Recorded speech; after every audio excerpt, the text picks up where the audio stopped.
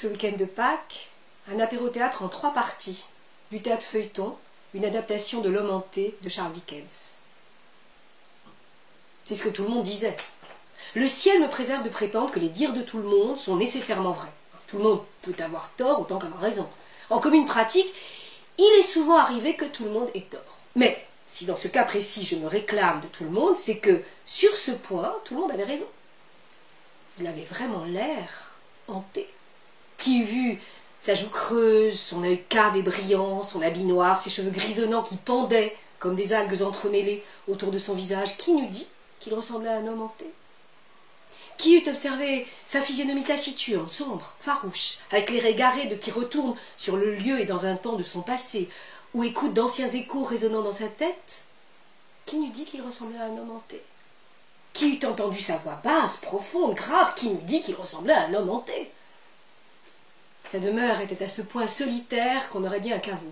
Imaginez notre homme, au crépuscule, au cœur de l'hiver, lorsque le vent souffle, strident, rusé, au coucher d'un soleil brisé, lorsqu'il fait si sombre que les contours sont estompés, agrandis, sans avoir complètement disparu, lorsque partout le crépuscule relâche ses ombres emprisonnées tout le jour, qui à cette heure se rapprochent, se rassemblent, comme une nuée de fantômes, lorsqu'elles s'amoncellent dans les coins et se font menaçantes derrière les portes entrebâillées, lorsqu'elles dansent sur les planchers, sur les murs et au plafond des pièces vides, tandis que le feu baisse et qu'elles refluent comme les eaux marines au jusant lorsqu'ils se raniment, lorsqu'elles contrefont fantasmatiquement les formes des objets domestiques, tournant la nounou en ogresse, le cheval à bascule en monstre et l'enfant étonné, mi-effrayé, mi-amusé en un inconnu, à ses propres yeux, jusques aux pincettes dans l'âtre qui deviennent un géant aux jambes écartées avec les mains sur les hanches, flairant manifestement le sang des Anglais et bien désireux d'en moudre les os pour faire son pain. Bref, c'est alors qu'un coup fut frappé à la porte. Qui est-ce entré? Il leva la tête en sursautant. Quelque chose était passé obscurément et avait disparu.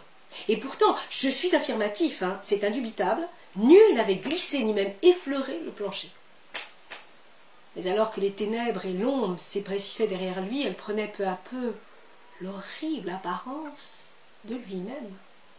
Blême et froid, le visage et les mains couleur de plomb, mais possédant ses traits, ses yeux brillants, ses cheveux grisonnants, vêtu du triste simulacre de son sombre habit, il prit les terrifiants dehors de l'existence, sans un geste, sans un son. Il s'appuyait sur le dossier, tout près au-dessus de lui avec cette épouvantable réplique de son visage qui regardait dans la même direction que lui, avec la même expression. Il s'agissait de ce je ne sais quoi, ce je ne sais quoi qui est déjà passé et qui a disparu. C'était le redoutable compagnon de l'homme hanté, lui-même. Te voilà de nouveau, me voilà de nouveau, répondit le fantôme. Je te vois dans le feu, je t'entends dans la musique, dans le vent, dans le silence mortel de la nuit. Pourquoi viens-tu me hanter ainsi? Je viens quand on m'appelle. Je suis là, regarde-moi. C'est moi qui ai abandonné dans ma jeunesse, pauvre et misérable, et peiné et souffert, jusqu'à ce que j'eusse taillé des marches inégales vers le succès et le poste élevé où je suis. Mais je suis cet homme-là. Je n'ai pas été soutenue par l'amour plein d'abnégation d'une mère, ni par les conseils d'un père. Mes parents étaient au mieux de cette sorte de gens qui ont au fait de cesser leurs soins et d'accomplir leurs devoirs, chassant de bonheur leur progéniture comme font les oiseaux avec leurs petits. Et si leurs enfants réussissent, ils prétendent au mérite, s'ils tournent mal à la commisération. Laisse-moi oublier tout ça, laisse-moi l'effacer de ma mémoire. Toutes ces images de mes chagrins et de mes offenses reviennent dans la musique, dans le vent, dans le silence mortel de la nuit, dans les années qui se succèdent. Pourquoi me les rappeler? Oui, la mémoire est une malédiction. Et si je pouvais oublier offenses et chagrins, je le ferais, n'est-ce pas? Tu te moques? Tout le monde a des chagrins. La plupart des gens ont subi offense, ingratitude, jalousie sordide et intérêt qui hérissent toutes les étapes de la vie. Qui souhaiterait les oublier? Qui en vérité ne le souhaiterait?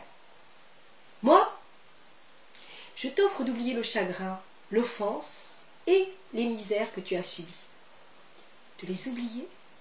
Oui, oui, j'ai le pouvoir d'oblitérer leurs souvenirs. Tu conserveras ton savoir. Ne disparaîtra que l'enchaînement des émotions et des associations attachées aux souvenirs bannis. Tous ces souvenirs qui apparaissent dans la musique, dans le vent, dans le silence mortel de la nuit. C'est cela qui disparaîtra, rien d'autre. Alors, affaire faite? Encore un instant. Je l'oublierais si je le pouvais. Mais des milliers de gens n'ont-ils pas eu la même pensée, le même souhait, génération après génération? Toute la mémoire humaine n'est-elle pas surchargée de chagrin et de misère? Oui, oui, oui, oui, je veux oublier. Affaire faite. Affaire faite. Et écoute encore ceci. Le don que je t'ai fait, tu le feras à ton tour, où que tu ailles.